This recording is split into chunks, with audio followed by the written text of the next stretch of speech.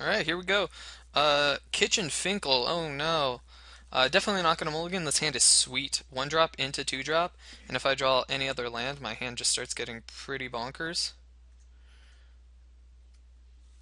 So yeah, I'm not at all worried. So the question is, do I want to play the Stonewise and potentially attack? Or if I do draw a blue, then Aqueous Form? Yeah, I do want to try and get my beats on, especially since I'm not guaranteed the land to be able to start getting in, and I don't want to just suicide my Phalanx Leader into something my opponent could be playing. Which I very well could be doing that with the Swordwise, Stonewise Fortifier. But if I draw a land here, or especially if I draw a blue land, whoo-wee, Phalanx Leader into Aqueous Formed thing. Yeah, oh, what's for a green?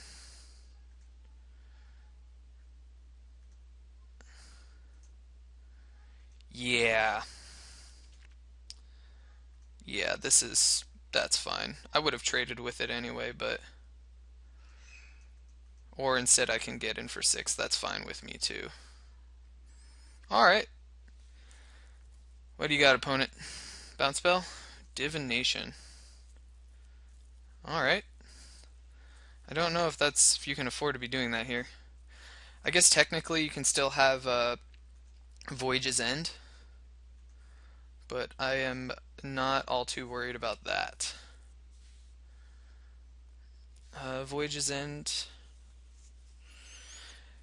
+2/+2. Is that the card? Um, Savage Surge. Oh, that's pretty sweet. That's actually kind of cute.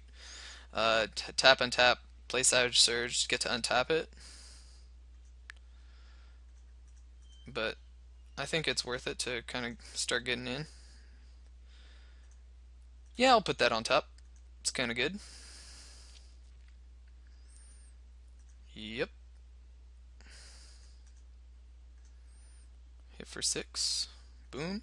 And then I'm going to have my fourth land ready for either Divine Verdict or Eidolon of the Countless Battles. So if my opponent decides my opponent's going to tap out, then things are going to get nasty because my opponent's going to be hit for. So it'll be a 2/2, a 3/3 when I target it. 3/3, 4/4, 5/5, 6/6, 7/7, 8/8, 9/9 because of all the creatures that I have, plus the counters that are on everything else. A 9/9 unblockable, plus 4 power in the air, 4 power on the ground, and 2 additional power in the air.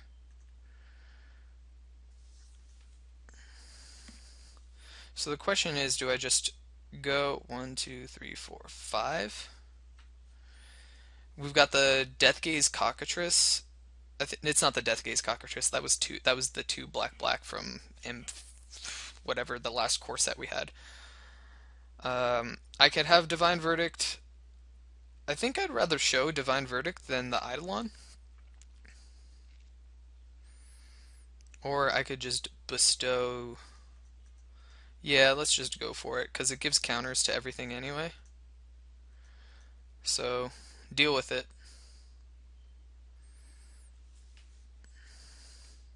Everything's going to get counters.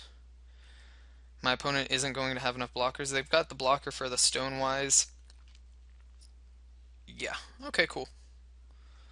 So, nothing. Alright, got there. Missed a land drop. Twice. But that's okay. Alright. Converted mana cost. What is it that I think my opponent could have? Last breath, all I saw was the untap guy. Thassa's follower, the blue-green, whatever. Revoke. I didn't see much else. I'm expecting my opponent obviously to have flash things because those are the colors to be in for it. But if I just get off to that sweet start again, I don't know what my opponent is going to be able to do to get past that. So let's just send it back and go on to game two. Oh, and we're already back into game two. Uh, yeah, I'm gonna have to mulligan this, especially since I could have much better starts. On the draw.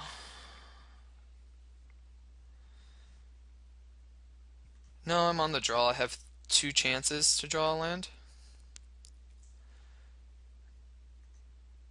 One more chance to draw a land of either color. And hopefully I do. Land. Boom! Got there. Yeah, I gotta lead with the power. The Crow and Skyguard, because then I can aqueous form it up. Alright, I'm not too worried about that. This gives me 2 plays. Aqueous form. Almost click the Agent of the Horizons, which would have been terrifying. And attack in, 2/2 unblockable. It was pretty unblockable anyway. Nimbus Naiad, I would like that. Yep. Boom. I know it's not another land, but just more power in the air, which I don't know my opponent's going to necessarily be able to deal with anyway. Uh, the only things I'm really worried about are bounce, and even then, I still have the almost redundant threats. Font, still not the kind of thing I'm worried about. Ooh, that's what my opponent's doing. Alright. My opponent thinks that this is a race game. That is fine with me. I would love to be able to bestow this, but what could my opponent possibly have? Acolyte's reward. Hmm. Now, when you're ahead, I don't know if this is going to be doing anything for me. I do probably want to get to 5 to be able to do this. Then again, this is another heroic trigger. But what? I'm worried about bounce in these colors, so not excited about that. Boom. And Nimbus Knight. Holy crap, I forgot this is double strike. Oh dear. Okay. So it would make it a 3/3. It would hit for 6, 7, 8 potentially. If I can get up to 5, that would be awesome. I forgot that I forgot what this did for a second. Double strike, that's okay, that's disgusting actually. Hmm. Some big scary thing.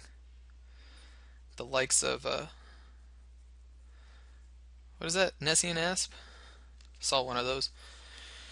At least one of those in the draft. I took the Sky Reaping. Uh, my opponent could fight, I guess.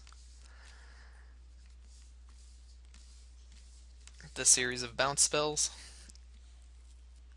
And then I guess, if nothing else, the Flitter Step Eidolon. That can start getting in as well.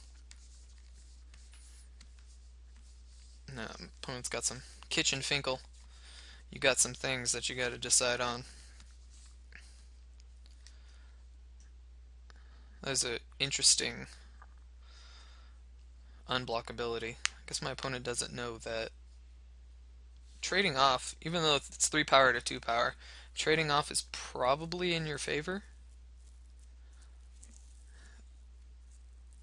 And either disconnected or super deep in the tank on upkeep.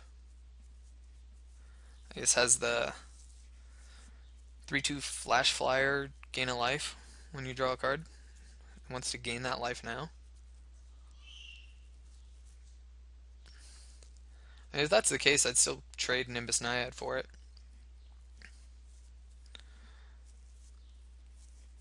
Or Stonewise. I'd trade both of them for the 2 creatures.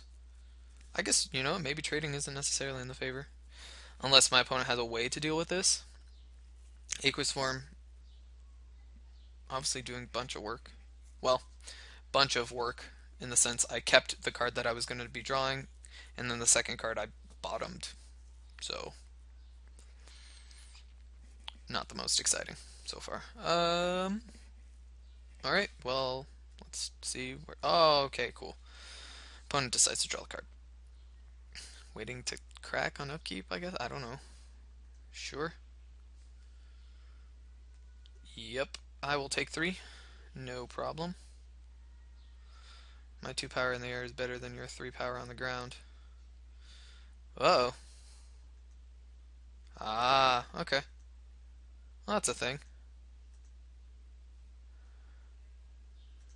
That is a thing.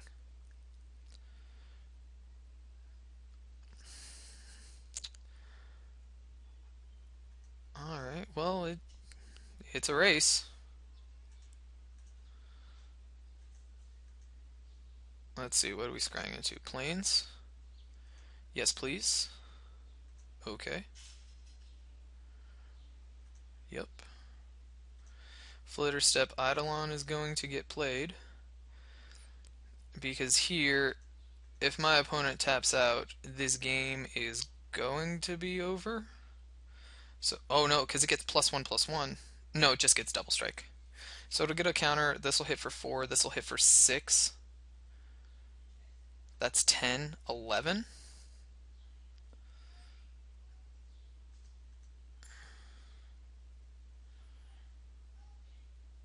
Okay, sure. Sure, that's fine.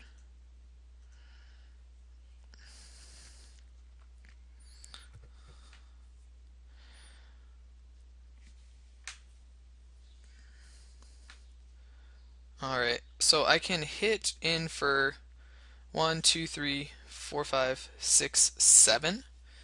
I'll have the supply line cranes. I'll put the counter on the supply line cranes to just leave it back just in case, because this I'm still potentially worried about. Um, Bounce spells or counter spell.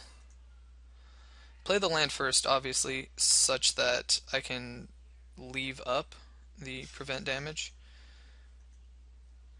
But yeah, I don't want that. I can bottom that.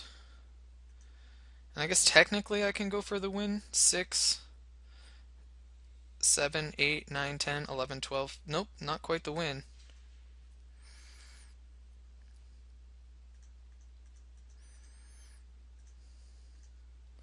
Supply line cranes. Here we go. Counterspell? Nope.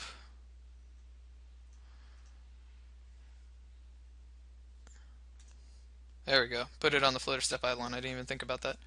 Uh, More things that my opponent has to worry about, especially with Phalanx formation coming down. Uh,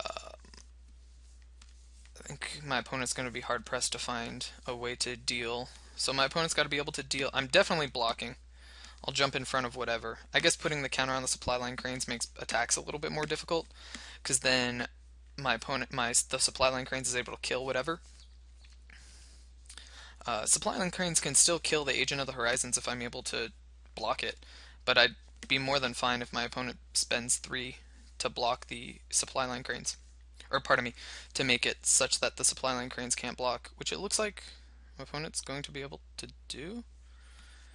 Mischief and Mayhem. That kind of sucks. I guess I didn't think about that card. Or Panoply. I mean, it's calculated risk. I am at 8, so there are things my opponent can do. The +3/+3 and trample is kind of blows. Okay. Declare blocks. Gladly. Because it's three power either way. Opponent, you better have a way to gain life.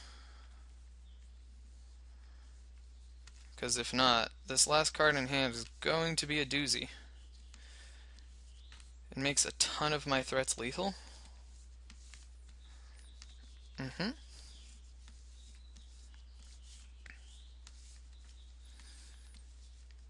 Well, combination of a ton of my threats lethal. Triton Tactics. Sure. That's fine. Okay. Yep. That does nothing, just keeps your things alive.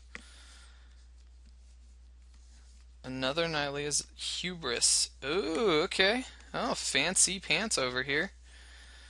Still gonna lose, though. There's nothing for 1 green that my opponent can do here.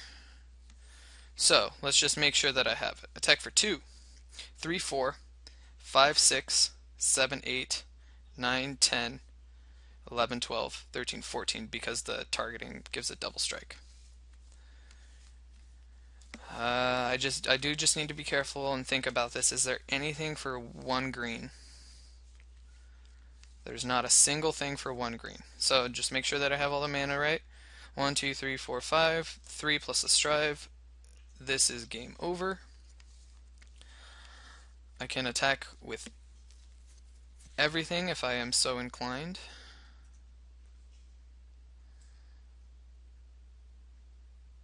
I guess leave that back because I don't want to give my opponent a false sense of hope.